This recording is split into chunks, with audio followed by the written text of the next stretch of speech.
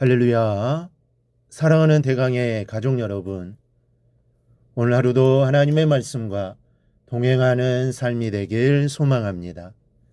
오늘 함께 나눌 하나님의 말씀은 마가복음 9장 25절에서 27절 말씀입니다. 예수께서 무리가 달려와 모이는 것을 보시고 그 더러운 귀신을 꾸짖어 이르시되 말 못하고 못 듣는 귀신아, 내가 내게 명하노니 그 아이에게서 나오고 다시 들어가지 말라 하시매, 귀신이 소리 지르며 아이로 심히 경련을 일으키게 하고 나가니 그 아이가 죽은 것 같이 되어 많은 사람이 말하기를 죽었다 하나 예수께서 그 손을 잡아 일으키시니 이에 일어서니라. 아멘. 우리는 솔직히 영의 세계에 대해 잘 알지 못합니다. 가끔 어떤 분들이 영이 밝다라고 자신께 소리를 듣기도 하는데, 아무리 영적인 세계에 밝다고 해도 벼룩이 간만큼 밖에 안 되는 지식일 뿐입니다. 그래서 우리는 악한 영과 어떻게 싸워야 하고 또 어떻게 대적해야 하는지를 잘 알지 못합니다. 그렇기에 우리는 예수님을 의지할 수밖에 없습니다. 주님은 악의 세력을 여지없이 뭉개버린 분이시기 때문입니다. 오늘 본문도 바로 그런 멋진 장면의 한 대목입니다. 아주 어릴 때부터 아이를 괴롭히던 귀신을 쫓아내십니다.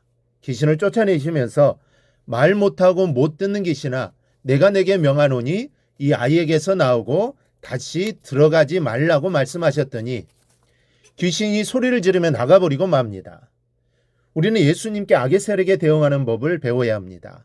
우리는 영의 세계에 대해서 잘 알지 못하기 때문입니다. 그런데 예수님이 하신 그대로 따라하면 우리도 이길 수 있다라는 사실입니다. 먼저는 악의 세력 앞에서는 언제나 단호해야 합니다. 귀신을 대하는 예수님의 모습을 보십시오. 한마디도 타협하는 말씀은 하시지 않습니다. 구슬리거나 달래지도 않습니다.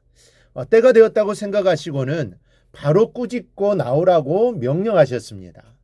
악의 세력엔 이렇게 단호하게 대해야 합니다. 그것이 바로 사탄의 세력과 싸워 이기는 유일한 방법입니다. 타협하면 이미 진 것입니다. 내 안에 밖을 늘 살피면서 악의 그림자라고 생각되는 게 있으면 단호히 꾸짖고 떠나기를 명령해야 하는 겁니다. 내 안에 악한 생각이 자리 잡을 때에도 그냥 내버려 두거나 타협하면 안 됩니다. 내 안에 악한 생각을 쑥쑥 들이미는 마귀를 꾸짖어야 합니다. 그리고 악한 생각을 향해 당장 떠나기를 명령해야 하는 것입니다. 내 밖에 있는 악에 대해서도 그러해야 합니다.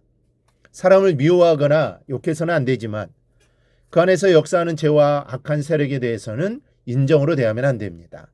거절해야 할 것을 단호하게 거절하고 믿음의 기도로 악의 세력이 떠나기를 마음속으로 강하게 명령해야 하는 겁니다. 그래야 악에 대해 승리할 수 있습니다. 또 하나, 하나님은 실수가 없는 분이심을 믿어야 합니다.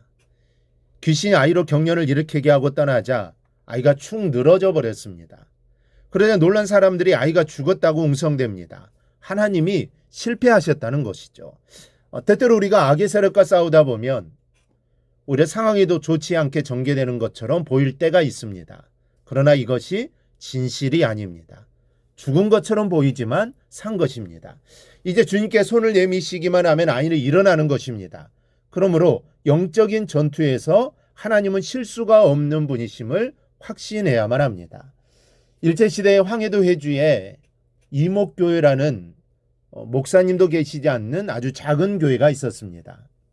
당시 기독교 신자들은 일본의 정책을 따를 수 없었습니다. 신사참배를 이유로 우상을 섬기게 하니 따를 수 없고 주일에 일을 시켜 안식일을 범케 하니 따를 수 없지 않습니까? 그런데 주일 아침에 순사가 찾아와 그 교회 장로님께 명령을 내렸습니다. 오는 길 닦는 대로 나와서 일을 하시오. 오늘은 주일입니다. 그럼 10시까지만 일하시오. 순사의 말에 눌러 교인들이 일하러 나갔습니다. 무거운 마음으로 일을 하고 교회당에 들어오니 이게 웬일입니까? 교회당 안에 가만히 짜는 기계가 쭉 들어앉아 있는 것입니다. 장로님과 성도들이 가만히 틀을 전부 밖으로 끄집어내고 예배를 드렸습니다. 순사가 다시 찾아와서 소리를 칩니다. 누가 이렇게 하였냐? 교인 모두가 그렇게 했습니다. 어찌하여 나라의 시설을 마음대로 끄집어내는가? 장로님이 단호하게 대답합니다. 교회는 예배하는 장소인데 가만히 틀을 넣어도 되는 겁니까? 우리는 예배당을 하나님께 예배드리려고 지었지 가만히 틀을 놓으려고 짓지 않았습니다. 순사가 더 큰 소리로 악을 씁니다. 나라가 지금 비상시국인데 예배가 다 모여 나라를 위해 일을 해야지. 비어있는 교회당에 가만히 틀을 넣은 게 뭐가 잘못이란 말이요. 그러자 장로님이 언성도 더 단호해졌습니다. 일본의 법은 나무집에 억지로 가만히 틀을 넣어도 되는 법이란 말이요. 넣을 자리가 없으면 당신 방에나 갖다 놓으시오. 순사는 어이없다는 듯이 장로님을 노려보다가 교인들을 보며 말했습니다. 여러분들은 어떻게 생각하시오? 우리도 장로님의 생각과 같습니다. 결국 순사는 60명 가까운 교인들을 유치장에 가두었습니다. 저녁 때가 되어 음식을 넣어주었지만 모두 거절하고는 금식을 하며 기도했습니다. 모두가 주님을 위해 죽기로 각오를 합니다. 그랬더니 3일째 금식을 하고 났는데 간수가 와서 말하는 겁니다. 미안합니다. 다 나가세요. 일본이 손을 들었고 여러분은 해방이 되었습니다. 이 교인들이 밖으로 나와보니 서장도 순사도 모두 어디로 갔는지 하나도 보이지 않았습니다.